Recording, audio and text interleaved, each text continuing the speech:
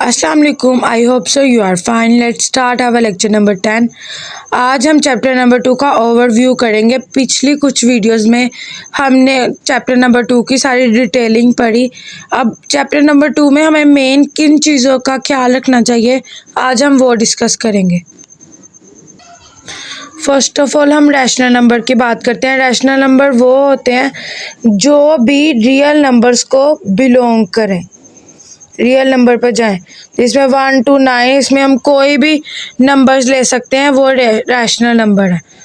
और irrational number है जो अंडर रूट की फॉर्म में आए, जो पाई की फॉर्म में आए, इनको हम क्या कहते हैं? Irrational number. डेसिमल फ्रैक्शन क्या होती है? जो हम पॉइंट्स में लिखें, किसी चीज़ को डिवाइड करके उसका आंसर पॉइंट में आए, यानी वो हमारी कौन सी फ्रैक्शन है? Decimal fraction. पॉइंट में उसका आंसर आ जाए, यानी वो हमारी कौन सी है? Decimal fraction. अब टर्मिनेटिंग है। अब हम कहते हैं किसी कंपनी में उसने उसको टर्मिनेट कर दिया, यानी उसको उसकी जॉब से फारिग कर दिया।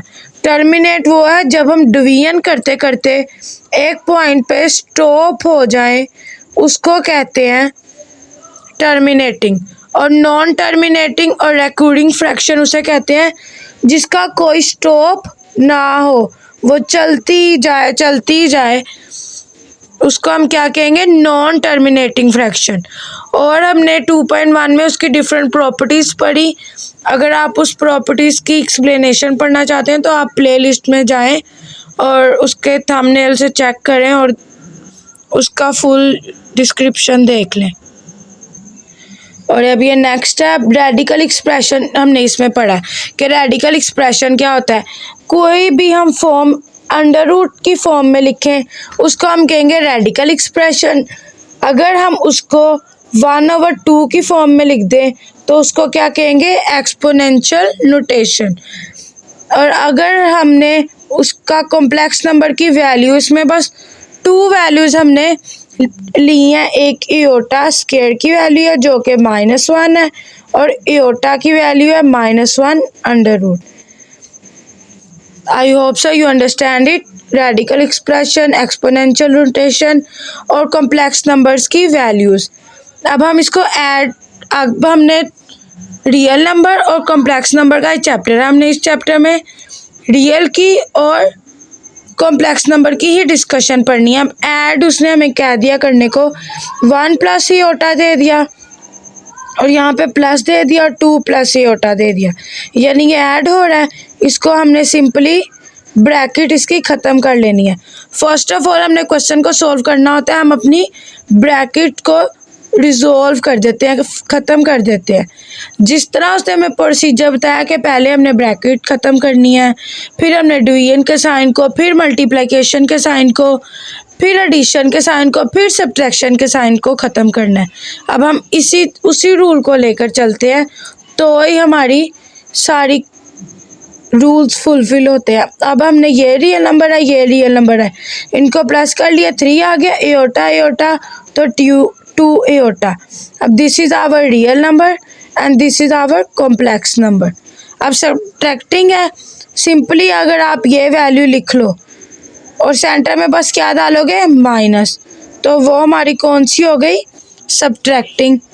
सब्ट्रैक्टिंग का ये है कि प्लस का साइन अंदर जोन से भी अमाउंट हो, जोन सा भी साइन हो, प्लस माइनस माइनस ही हो जाता है। लेकिन जब नेगेटिव साइन को किसी चीज़ से मल्टीप्लाई करते हैं तो वो उस साइन को चेंज कर देता है। अगर यहाँ प्लस हो तो माइनस में हो जाता है, अगर माइनस हो तो प्लस में हो जाता है। अब यहाँ minus plus -2, minus plus -1, minus iota plus minus cut जाएंगे और 1 -2 -1 आंसर है। ऐसे इसको सब्ट्रैक्ट करना है, जो भी आंसर आएगा वो आपने राइट कर देना है। अब इसका मल्टीप्लिकेशन है। अब सिंपली हम यही वैल्यू लेते हैं, 1 प्लस इयोटा और 2 प्लस इयोटा। अब सेंटर में हमने कोई प्लस की साइन भी नहीं लगाया, माइनस का साइन भी नहीं लगाया, सिंपली डॉट लगा दो या मल्टीप्लाई लगा दो या ब्रैकेट लगा दो।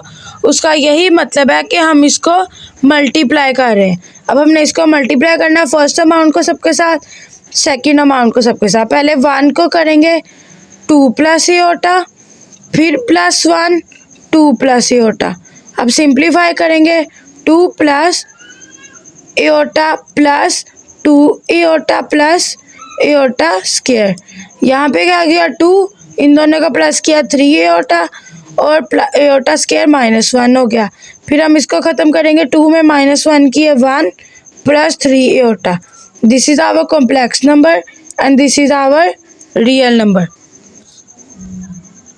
अब हम डिवीजन को सिंपली जैसे हम डिवाइड में लिखते हैं वैसे लिख लेना है, 1 plus aorta over 2 plus aorta.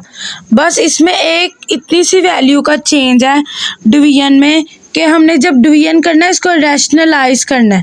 Rationalise करना क्या होता है कि जो भी डिवाइड के नीचे वाली वैल्यू है उसके साथ उसको मल्टीप्लाई भी कर देना है और डिवाइड भी कर देना है।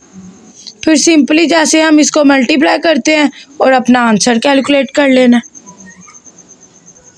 अब हमने इसका कॉन्जुगेट कैसे लेना है, ये हमारी लास्ट डेफिनेशन ही आप समझे, इसका टॉपिक का लास्ट है ये पार्ट, कॉन्जुगेट लेना। कि अगर z है कोई रियल नंबर है, उसने हमें ये वैल्यू दे दी है 2 + 3 एओटा, अब वो कह रहा है इसका कॉन्जुगेट लेना है, तो हमने इसके z के ऊपर पहले बार डालनी है, फिर इसका कॉन्जुगेट लेना। कॉन्जुगेट कैसे लेना है, एओटा के साथ वाली वैल्यू का साइन चेंज कर देना तो हमारा कॉन्जुगेट लिया जाएगा। अगर सिंपली 2 + 3 एओटा लिखा होता और इसके ऊपर ये बार डाला होता, यानी इसका क्या मतलब था कि हमने इसका तब भी क्या लेना है, कॉन्जुगेट ही लेना है। आई hope so you understand it. Please subscribe my YouTube channel and share it with your friends.